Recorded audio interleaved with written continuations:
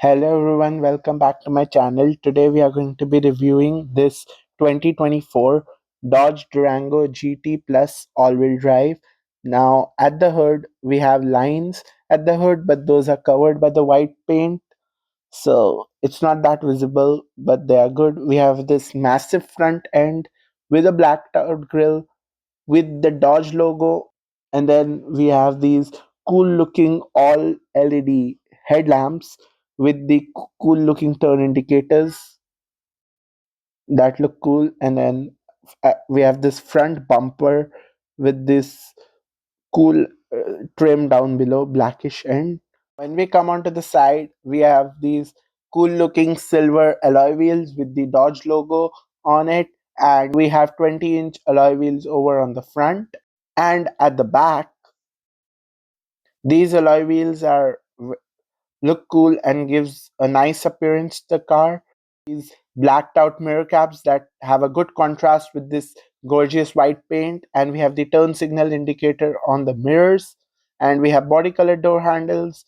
And taking a couple steps back, this is our entire side profile.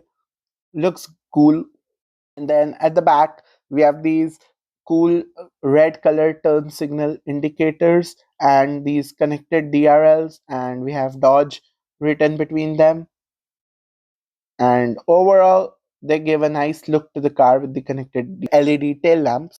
I would like to give a shout out to Gary Miller, Chrysler Dodge Jeep Ram in Erie, who let me spend some time with this Durango so I can review it for you guys. I'll include a link down in the description below so you can check out what they have currently. Before we move forward with this review, I just want to mention, if you want to see more videos just like this, then I recommend you subscribe, because I post unique content for you guys and I'll bring more unique content for you guys. And yeah, I had some difficulty finding this Durango, so please subscribe. It would help me grow my. Now, when we come at the back, we have the Durango badging with the typical Dodge logo as two slash lines. We have this GT badging, and then we do have the reverse bumper and the bottom skid plate, and then we do have a backup camera with it. Now, let's see what's underneath the hood. Powering this is a 3.6-liter Pentastar V6 that produces 295 horsepower and 260 pound-feet of torque that goes through an 8-speed automatic transmission. Fuel economy is miles per gallon in the city and 25 on the highway. And once we come inside the back door, on the top we have kind of like a soft touch hard plastic mixed material, and then down here I love this cool carbon fiber trim piece that's there that gives the illusion of carbon fiber. We have these cool chrome door handles, power window controls, and then soft leather suede touch down here with red stitching that gives it a sporty appearance. And then we have some cup holders to a space down there, and we have these leather seats with the with are perforated down the center, and we have the two red stripes as the Dodge logo on it and red stitching on the seats as well. We have captain chairs up here on the second row, and we have a grab handle to get in for easy access, and the seats are quite comfortable when we sit down. I do have very good amount of knee room. I am 5'7", 5'8", so according to that, the knee room is quite impressive. Thumbs up to Dodge for giving a lot of knee room at the second row. Moving on to the headroom is also quite impressive on the second row. I'm quite comfortable, so even if you are taller than 5'7", you're not going to have problems with the headroom. And thumbs up to Dodge again for giving a sufficient height. We do have a cargo net for our seat, and then we do have a cargo net for the second seat as well. And we even have a button to like control the airflow for the second row to see if you want it on your feet or slightly above. And then these AC vents are a little old school, but they don't look too bad. And we do have USB ports down below with a socket below that, and then we do have heated seats. I guess heated seats are more common for the second rows nowadays, so we do get heated seats for the second row as well in this. And overall the cabin feels quite open, and then we have these nice soft touch trim on the armrests of our captain chairs. And then wow, we have storage space and cup holders. It's the first time I've seen cup holders and a little storage space at the floor, since we don't have a middle seat. And then we have the Dodge lettering on it. And then we can access the third row from the middle as well. No need to tumble down the seats, you can go from the middle if you can fit, or otherwise it's easy access to the third row. And then we do have some climate controls separately for the second row, like changing the fan speed, changing the temperature, and then changing the direction. Again, there's a knob as well on the roof. And then we do have cabin lights for the second row as well, and more AC vents at the top. Impressive. Those are circular in shape. So yeah, kind of like a little old school, but still it provides you with the air. Now we can access the third row after tumbling down the seats, and now we have easy access to the third row. So that's a cool thing. The third row seats are actually quite comfortable, and the amount of knee room is, it's okay. Okay, might be cramped for long routes when a taller person sits, but kids would be comfortable at the back. And then the seats are perforated with leather for the third row as well. Impressive. And then we do have cup holders in the third row, which is one cup holder on each seat, because there are two seats in the third row. And overall we have a big glass to look out of.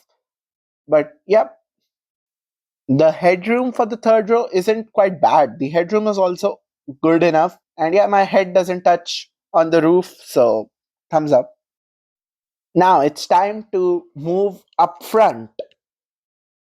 And once we move once we come in the front door, we can see the same hard plastic soft touch mixture on top with the same cool trim that looks like carbon fiber with chrome door handles. And we do have a light that glows in behind the door handles. And then we do have memory seat functions with it, soft touch down below with the red stitching, and the grab handle.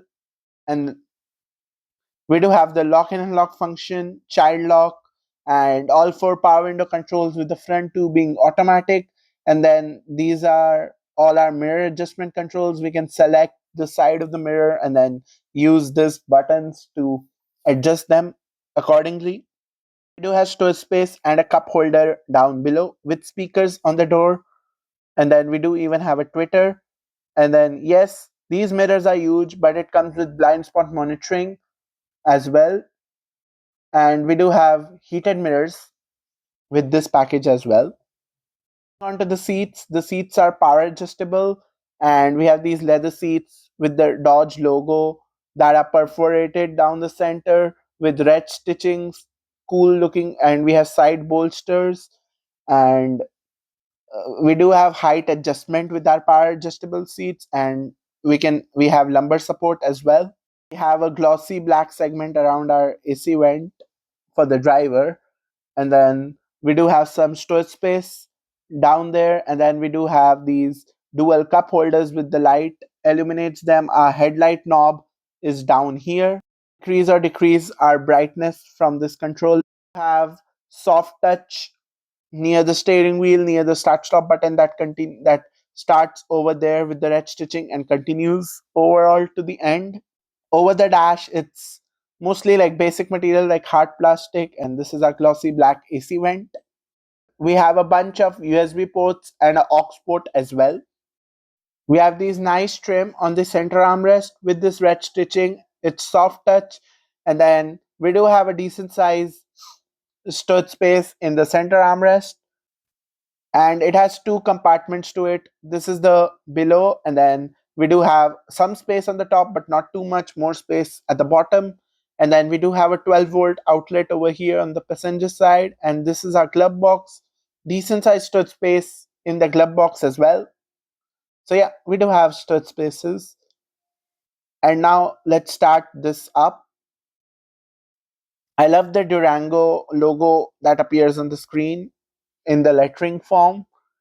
And then we do have our RPM meters and temperature gauge and fuel gauge in an analog form, but our speedometer is fully digital. We can see the speed on top, and then we can adjust the screen. We can scroll between different bits of information like the average, adaptive cruise control, trip things, and auto start stop case. And we do have tire pressure monitor with it as well.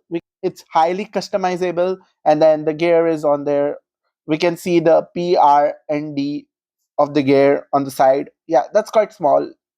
I hope they made it a little bigger, but the appearance of the instrument cluster is quite impressive. And then we do have physical stocks for our wipers and indicators that are in one.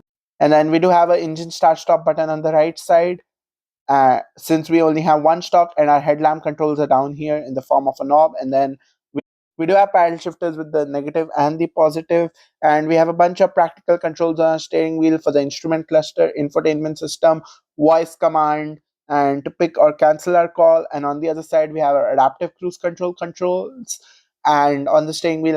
And then we have the Dodge logo on the steering wheel with this chrome trim all around that looks cool.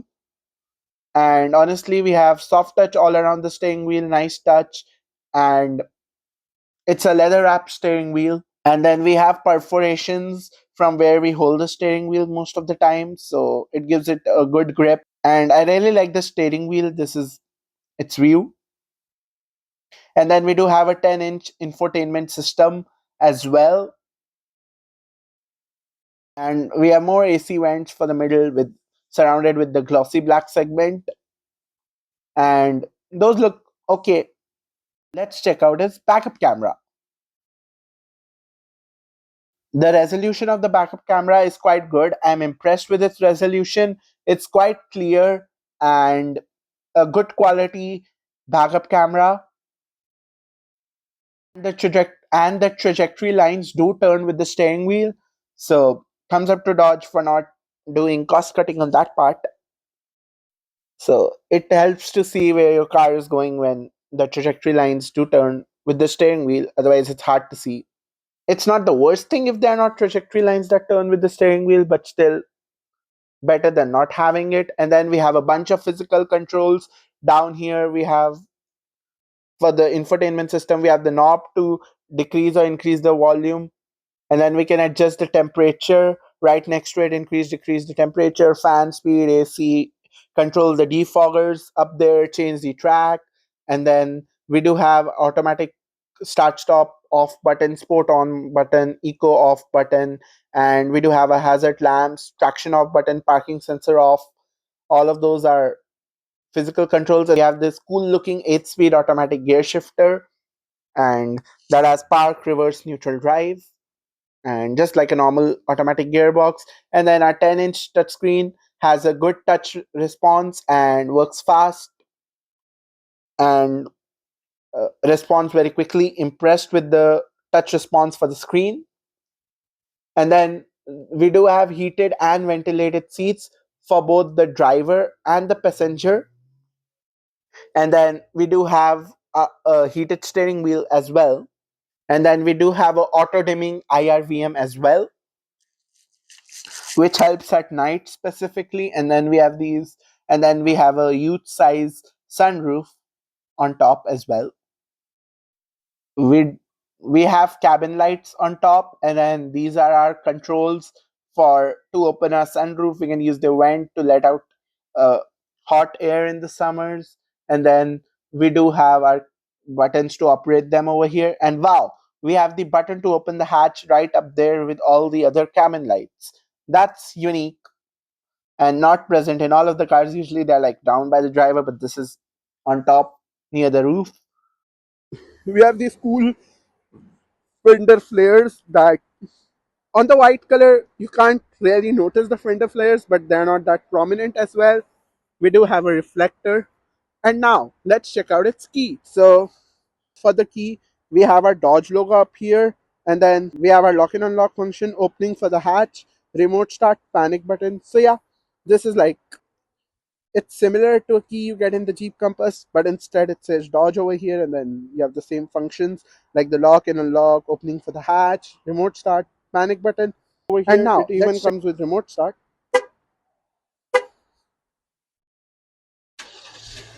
You can hear the engine. These are its LED daytime running lights that I forgot to show you before. The reflector lamps turn on as well, and you saw the connected DRL look. We can switch it off now. The space. You saw check out the cargo area in the hatch. And now to open the hatch, you can either open it from inside, where I showed you the button up there with the remaining like interior controls for the lighting, or you could use the key. You just have to double tap. You see those red indicator, and yes, it has a power opening lift gate. So okay, I just saw a fancy bit that I'm going to show you guys in a while. But you guys might be thinking, like, if you see this, this is like a 6 to 7 seater car. So this is the cargo area you get after all 6 seats being up. And since you can sit someone in the third row, I would say this is your typical cargo area if all of you are traveling. But if all of you aren't traveling, like if I compare, then this is your like general amount of cargo area that you get if you have all 6 seats up.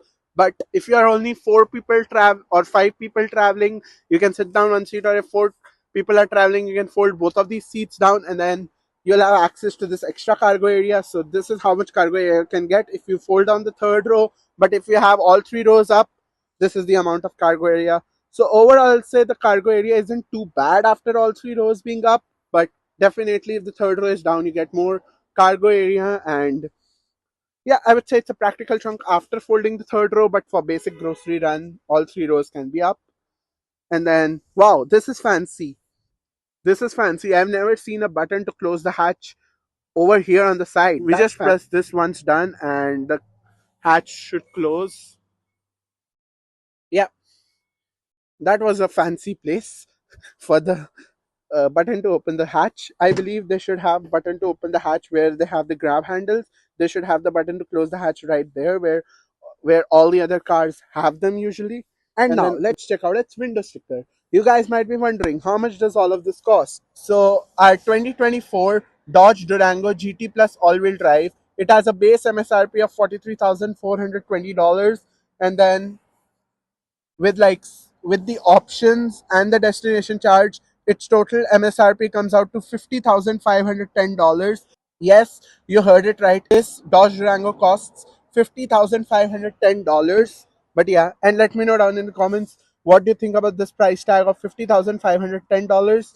Do you think this Dodge Durango is worth that much? According to me, if you see the average new price of a car, it's $50,000. Taking that into consideration, and it's a 2024 model, so you might be able to negotiate price of this. So if you take all of that into consideration, according to me, it's worth it because it has 3 rows, good amount of cargo area after 3 rows being up, and you get a 10-inch screen inside, like literally, which some companies hesitate giving you. You still have a sunroof and a beefy looking steering wheel with like perforations and a Dodge logo, and we do have like black roof rails that have a good contrast with the white color, with blacked out mirror caps giving a good contrast. And that's the sunroof up top. And then we do have a shark fin antenna and a spoiler as well, so that's cool. With these connected tail lamps, look, that is iconic. Because if you see, Dodge hasn't changed the look of the Durango as much in like the previous years, and still at this point, this like connected tail lamps look is still iconic at this point, and I still love the look. It may, some people may think it looks old school, but I love the looks, and you get connected tail lamps, so $50,510 is justified in my book. And guys, here's a quick walk around for the vehicle. This is the front look with a bold front look with its gorgeous alloy wheels, the side profile. The back looks cool. Personally, like the reverse look of it with the connected tail lamps at night, and finishing with the overall walkthrough. And don't forget these cool turn indicators and headlamps. And guys, if you enjoyed this video, hit that like button, hit that subscribe button, and share it with as many people as possible. And let me know down in the comments what are the cars you want me guys to review. Thank you so much for watching. I'll see you guys in the next video.